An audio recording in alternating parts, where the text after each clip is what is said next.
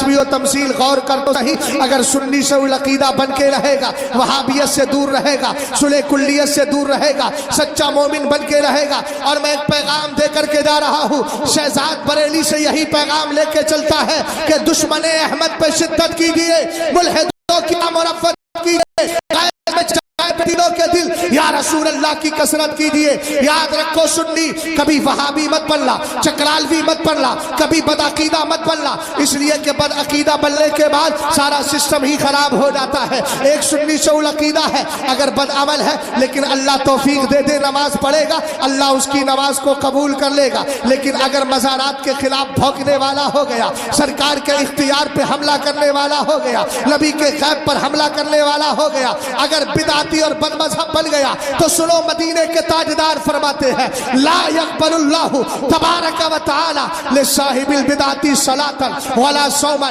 ولا صدقۃ ولا حجا ولا عمرۃ ولا جہادا فی سبیل اللہ ولا صرفا ولا عدلا یخرج من الاسلام کما تخرج الشعرۃ من العجین۔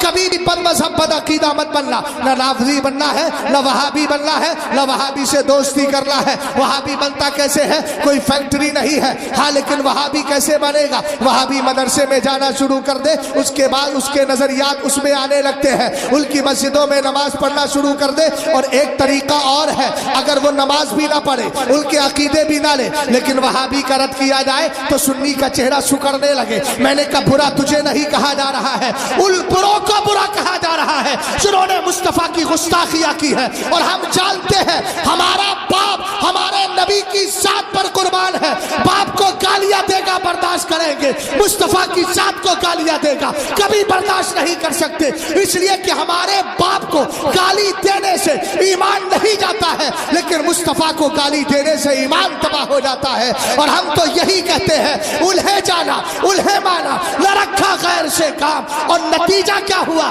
للہ الحمد میں دنیا سے مسلمان گیا۔ توجہ فرمائیں، غور کریں، اللہ سلامت رکھے۔ ہاں تھوڑی سنیے ذرا، سرکار نے فرمایا بدعتی کی اللہ نماز بھی قبول نہیں کرتا، نماز بھی قبول نہیں کرتا۔ اونچا بولو یار، بولو نا کم سے کم۔ کس کے لیے کہہ رہا ہوں؟ بد مذہب کے لیے، اللہ اس کی نماز۔ ارے بھئی حدیث پڑھ کے سنا دی، بولو تو صحیح۔ نماز، روزہ، صدقہ، عمرہ، حج، جہاد، فرض نماز، نفل نماز۔ ہم نے کہا فرض نماز بھی اللہ قبول نہیں کرتا۔ اب جو سنی کہتے ہم کو تو نماز ہی تو پڑھنا ہے۔ میں نے کہا نماز تو علی کو بھی پڑھنا تھی، لیکن 3 دن مسجد نبوی میں نہیں گئے اس لیے کہ عثمان غنی کا مخالف مصلی پہ کھڑا تھا۔ ہمیں نماز ہی تو پڑھنا ہے۔ تو میں نے کہا سن، تو نے وہابی کے پیچھے نیت باندھی، پیچھے اس امام کے، اور سرکار فرما رہے اللہ اس کی فرض قبول نہیں کرتا۔ اگر سمجھ گئے ہو تو بولو یار، زیادہ دیر نہ لگاؤ، سمجھ گئے نا؟ کیا کہا میرے سرکار نے؟ ابن ماجہ کی حدیث ہے، کہو تو پھر سنائے دیتا ہوں تاکہ سند اور مضبوط ہو جائے۔ لا يقبل اللہ لصاحب البدعۃ صلاۃ ولا صوما ولا صدقۃ ولا حجا ولا عمرۃ ولا جہادا فی سبیل اللہ ولا صرفا ولا عدلا۔ سبحان اللہ سبحان اللہ۔ نہ نماز قبول ہے، جلدی بولو، کس کی؟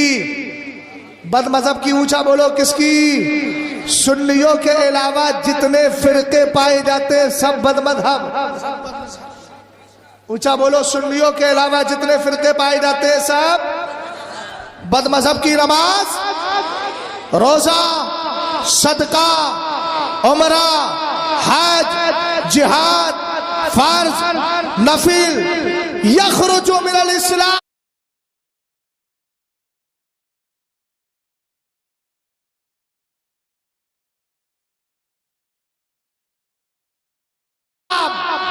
اسلام سے ایسے ہی نکل جاتا ہے جس سے آٹے سے بال نکل جاتا ہے۔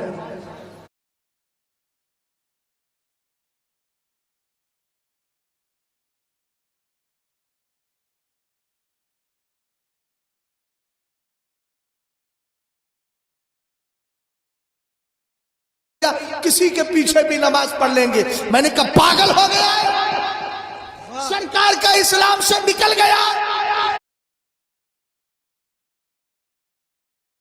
رہا ہے. امام اسی کو بنائیں گے جس کی بولی یہ ہوگی عشق تیرے صدقے جلنے سے چھٹے سکتے, جو آگ بجھا دے گی وہ آگ لگائی ہے. اللہ اللہ اللہ اللہ. دین کے معاملے میں زیادہ ہوشیار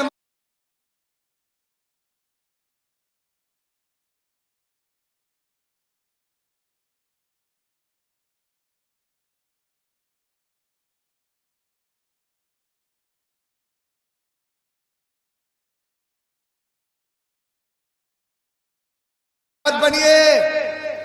اردو پڑھنا آتی ہے تو اردو کی حد تک رکھیے, بلکہ علامہ بننے کی کوشش نہ کیجیے. سمجھ گئے؟ جس کا جو کام ہوتا ہے وہی. اگر مجھ سے کہو کہ آپ ساڑی کا تانا بانا لگائیے تو ظاہر سی بات ہے میں جیسا چاہوں گا ویسی کر دوں گا.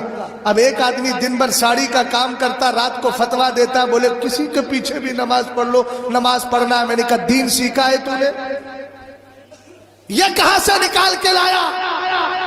حضرت علی کے دور میں بلوائی تھے, بلوائی 3 دن مسجد نبوی شریف پر حملہ ہوا تھا, پتا ہے نا.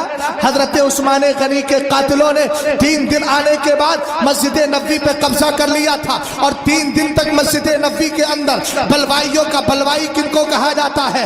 جنہوں نے حضرت عثمان غنی کو شہید کیا تھا, ان کا قبضہ ہو گیا. 1 دن گزرا, 2 دن گزرے, 3 دن گزرے. اب میں آپ سے پوچھنا چاہتا ہوں, سرکار کی حدیث آپ کو پتا ہے, اگر کوئی مسجد حرام مکہ شریف میں نماز پڑھتا ہے 1,00,000 بار ثواب, نماز پڑھنے کا ثواب ملتا ہے. بولو کتنے کا ملتا ہے؟ مسجد حرام میں 1,00,000 کا ملتا ہے, اور سرکار کی مسجد نبوی میں 50,000 کا.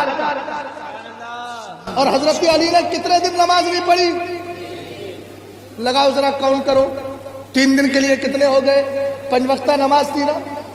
ارے 5 نمازیں ہیں تو 3 دن میں کتنی نمازیں ہوئی؟ 15. اور 1 نماز کا ثواب 50,000. کتنے ہو گئے؟ بولیے 7.5 کیا 7.5 لاکھ. ہے کوئی آپ میں سے اتنا سمجھدار جو کھڑے ہو کر کہے علی 7.5 لاکھ نمازوں کا نقصان آپ نے کر لیا؟ ہم نے کہا کوئی نہیں کہہ سکتا.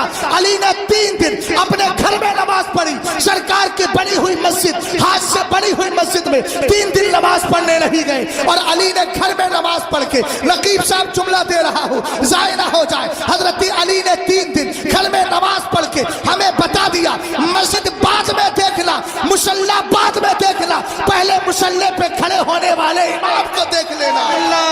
ابھی میں کچھ چہرے دیکھ رہا ہوں بڑے سوکھے ہوئے ہیں. یا تو اپنے لیے فیصلہ کریں کہ ہم اہل سنت سے باہر ہیں, اور اگر سنی ہے تو چہروں پہ مسکراہٹ لائیے. مجھے سوکھے ہوئے چہرے پسند نہیں. بدعقیدہ کا رد کروں تو آپ کے چہرے پہ مسکراہٹ ہو, اس لیے کہ نبی کے دشمنوں سے دشمنی رکھنا ہی ایمان کی پہچان ہے. اور اگر نہیں سمجھ میں آتا تو اٹھائیے سورہ محمد و سورہ فتح کو اٹھائیے, 26واں پارہ ہے. رب فرماتا ہے محمد الرسول اللہ والذین معہ اشداء علی الکفار رحماء بینہم.